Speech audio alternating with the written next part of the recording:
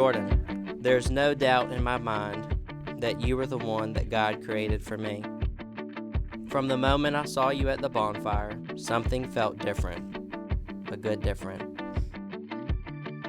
I love you not just for who you are, but for who I am when I'm with you. With you, I'm braver, kinder, smarter, and much better at finding ants.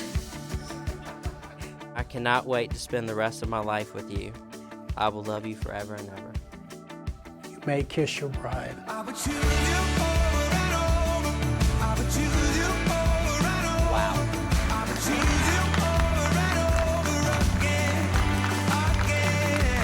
We proudly present to you Mr. and Mrs. Noah Easton.